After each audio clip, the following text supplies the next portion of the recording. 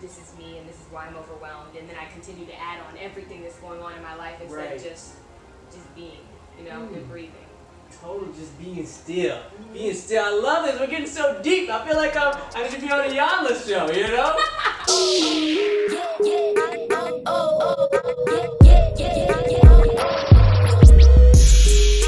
What's up, everyone, and welcome to another episode of Walking in My Forever Phase. I'm your host, Greg Hammonds, and I'm here with a very near dear friend of mine, one of my best friends from high school, Kiah Clingman.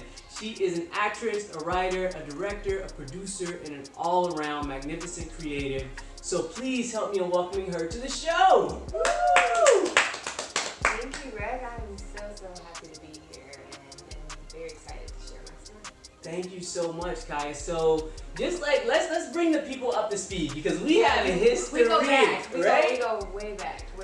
So how was, I don't know, our relationship in high school? Let's just kind of let the people know what type of people we were. Me and Greg were very, very competitive when it came to anything. When it came to our education, to getting a 4.0 or above, how many IB or AP classes we were taking. Yes. And Greg would lie about everything. Okay. Let's put that out there.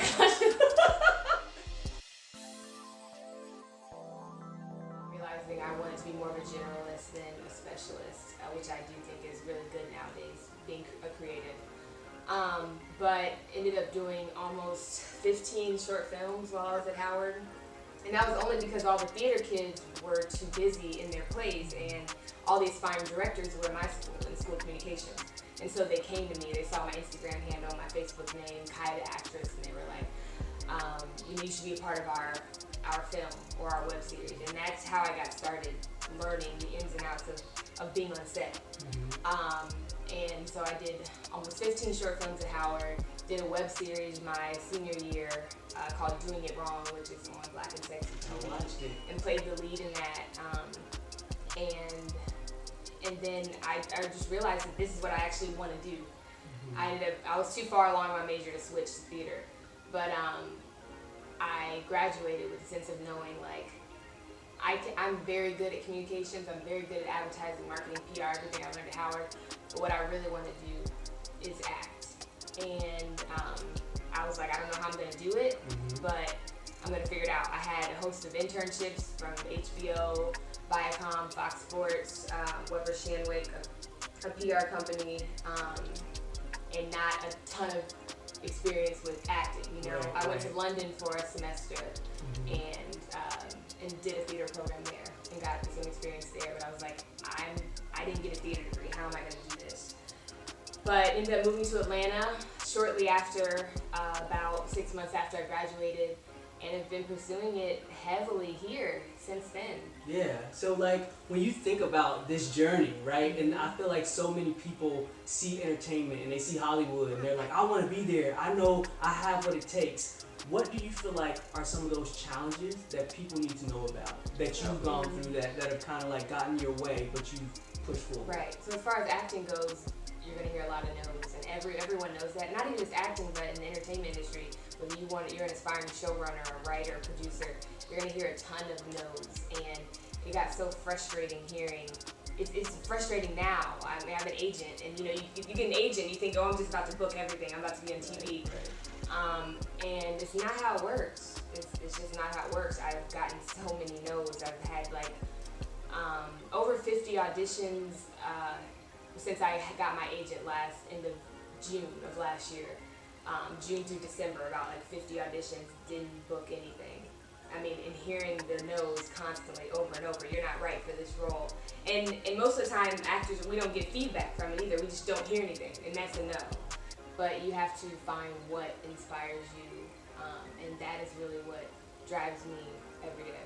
Yeah, so that inspiration of driving you, is at the source of a forever phase. And I talk about a forever phase being both a state of mind and a work ethic. And I know your work ethic. I've seen you work and I see how hard you go to achieve what you want, but what does that process look like for you? Is it a sequence of events that you just do every time you have a big project in front of you? How do you make sure you maintain a state of mind and the work ethic to keep going forward?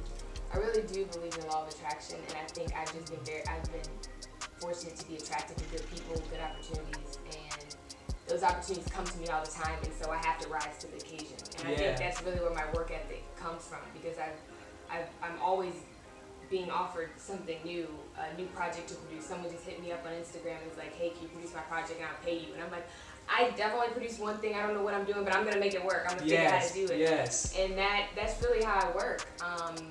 And then I'm like, I tell someone, oh yeah, I can do that. I'm free July, August. And then a week later, like my entire schedule is booked for 2 months. And I owe that to God. I mean, I don't know where He's leading me. And I think that's where my inspiration comes from, is that from these opportunities really that are just being thrown upon me. And I've had a lot of times where I've been depressed and because I mean I have my full-time job too, right. but I receive no little source of happiness from that. It's difficult because I really want to pursue my passion, but I have to pay my rent at the same time. And so it gets really frustrating when you aren't seeing results from everything that you're doing, but at the same time, I'm never down for too long. Right. Because another opportunity is always presented to me, and I just have to really look at the people around me and seeing people that aren't as fortunate to do what I can do. Mm-hmm. And my dad, for example, like seeing the legacy that he has or is leaving for me, for our family, for our community, and seeing how he's not able to physically do things anymore. I have no excuse. No excuse, Kiah. I have no excuse. Let's dig in. So in terms of, just like that nuance of being in a place where you feel like you can be succeeding but constantly having doors shut in your face, and then also working in a place where you're putting out 100% in a corporate job that isn't your 100% dream, right? It's just like, yeah, you're making money, but this isn't your dream. Yeah, you're going out for the roads, but you might not get a call back. Yeah, you might, feel good at a moment, but then like you have family situations going on. So like, how do you think through, those differences and kind of like balance yourself out? Is it just like you accept the facts in your head, but then you also like have hope because, opportunities are coming? Or? Yeah. For a while, like with my dad's illness, I denied a lot, and it's easy when I'm not physically with them. Like my parents are in South Carolina. Oh, and my dad has ALS and has had it for almost 5 years and was dying of ALS. And so for a while, I just kept denying it. You go through those stages of grief, and then I'm at the stage now where I have pretty much accepted it, but I still do have a glimmer of hope that he'll miraculously be healed, or they'll come out with some cure for it before he does pass. But I have therapists. I think that's the only thing. Like, that's really what helps. I have an amazing African-American woman therapist who is bomb, who is amazing. And she really, sometimes you need that other person to objectively look at your situation and to be able to guide you through it. Because in your own head, you might not be able to find a source of inspiration in the moment when everything is falling on you. Right. And so being able to just talk to someone, whether that's a mentor or a therapist or a best friend, but someone who can look at your situation objectively, I think that's very important. Totally, and thank you for sharing that and for being vulnerable, because people out there have struggles, and I feel like hearing yours and hearing a real life situation like your dad, is going through something that's so serious, and we all love Daddy Clingman, he's like, he cooks up a mean pot of chili, and he's always the best. Blackonomics. Yeah, Blackonomics are everywhere. Clingman, he's amazing. Jim Clingman has buildings named after him, and he's an inspiration to me. He taught me how to tie my first tie. He did. He taught me. And he gave you some ties. He gave me some ties. He was like, listen, Greg, I'm going to get your swag up. Yeah, he got him right. So, and I think that's brilliant to just reach out for the help where you need it and when you need it. And as, in the Black community specifically, I know we have a lot of conversations about mental health and how we need to talk about things more. Yeah, and so we don't talk about it. We don't. There's a stigma in the Black community that therapy is bad or depression is not a thing at all. And we're like, oh my gosh, you have a mental illness. Right. But it's very real, and I think it's running even more rampant now when you see everything that's happening with the Black community, with police brutality, and I mean, there's so many people suffering. Like Yes. I can hardly watch the news anymore because I go into a state of depression. Yes. And we need to be able to talk about those things openly. And if therapy is what does that, then I definitely recommend. Not just any therapist. You got to find your one. Right. But yeah, I definitely recommend that everyone have a therapist.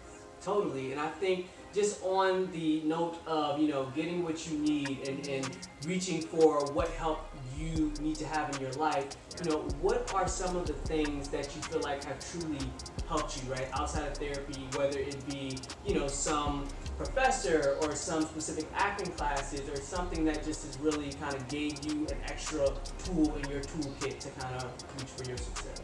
I will to learn more. I always want to learn more. So if you look in there, I have tons of books and they're not just books on the shelf. I actually read them. You do read a lot. I read a lot. So, and I think just me wanting to always learn more and being curious, it helps with being creative, especially with acting. Being able to just sit and watch people and seeing how they interact with people, and just being able to be still in the moment. And I've had to teach myself that over the past year, because in college I was crazy, but just all over the place. But I really had to teach myself to Kiah, it's okay, just be still and breathe.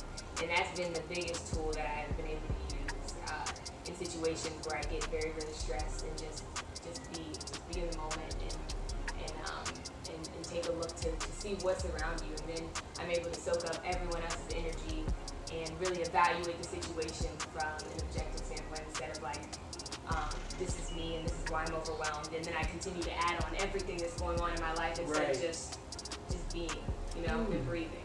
Totally, just being still. Being still. I love this. We're getting so deep. I feel like I need to be on a Yanla show, Fix my life. It's just so great. But okay, so just to lighten up the mood, what is Kiah Alexandria Clingman's dream? What do you envision being the ultimate goal and the ultimate, place of happiness? Ultimate place of happiness. I think being happy is going to be my ultimate form of happiness. And I used to think it was the wealth and the fame, and that's very cliche. But now it's just truly being happy in all areas of my life. So in my love life, in my career, with my family. Because when you get older, and I don't know if it's just you, but you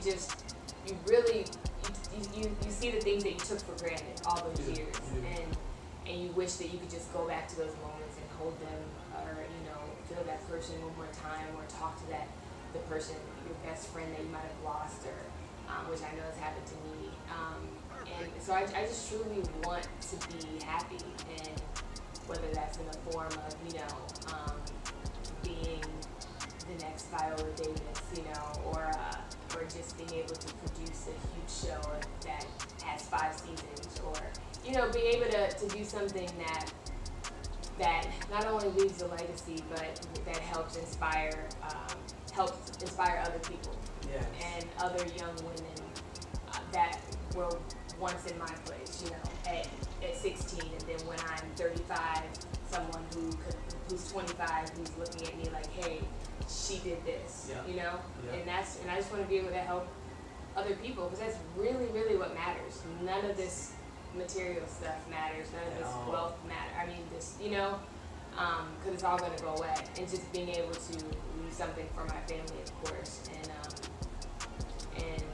just being happy. Yes. Being genuinely happy. Yes, genuinely happy, Kiah. I love you so much because you not just fake, Yes. There's so many people walking Real. around with this mask on, this facade. Yes.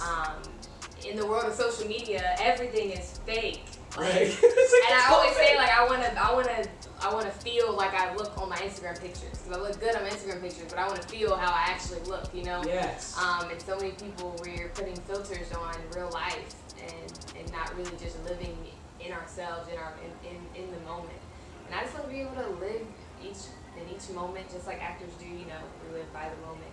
We create new moments, and be free, be happy. Yes, be you every day, all day. We all love it so much. So, in terms of any pieces of advice, any final sources of nuggets of inspiration that you feel like you can give an aspiring actor out there, a person who's an entrepreneur, or just anything to just help them continue to move forward in their forever phase, because it's a moment, but then it's also forever, and it's a ongoing. lifestyle. It's a lifestyle, right? So like, what could you say to them that you feel like could help them go on that path and keep living in that forever thing? I think it's important to be in your forever phase, the keyword your, instead of everyone else's. I think for most of my life I lived in other people's phases. I don't know if this makes sense, but I was comparing myself to everyone else. I mean, we used to do that in college, and it was, it was all in fun, but that stuff messes with you. And you start comparing yourself to the next person on social media, or this person has more followers than me, or this person has booked 10 SAG roles, and they've only been an actor for a year, and I've been an actor for 5 years, and I haven't booked one. Things like that. And being able to know that your phase is for you, and what is for you will be for you, that has helped me tremendously. And I think if you guys can really, really take that along your journey, then that is where you will find true happiness. Your journey is going to be for you, and you cannot compare it to anyone else's. You might get there a little behind that other person that you see, but that was for them, That was for them. That was for them. And you're going to get exactly what's for you, and that's what God has planned for you. Yes, that's what God has planned for you. Yes. It's all God's plan. Yes. I'm God's so plan. right. It's all gonna happen in due time. Yes. Keep living that forever phase. Keep walking in that forever phase. And so, Kiah, people want to get in touch with you. We know they want to stay. Oh yes, get in contact with me. How can they? I love mentoring. All my friends make 25, like a million mentees. But please get in contact with me. My website, www.kiahclingman.com. KIAHCLINGMAN. Gonna see that pop up on the screen right here. Yes, you will. Check out my web series that I'm producing. Yes. We're gonna have a season 2 this fall. It's called Outlandish, so check that out. Had to put a quick plug in. Yes. Type on YouTube Outlandish web series. Hopefully we'll be giving you guys some more big news about that. So stay tuned to my website. Follow me on Instagram, Twitter, and Facebook at Kiah the Actress. Follow her. Catch up on Outlandish. Keep being inspired by Kiah the way she inspires me every single day. Kiah, I love you. I'm so thankful for you being here, and we're gonna run the world. Let's do it! Woo! Around the world. Stay tuned. Yes.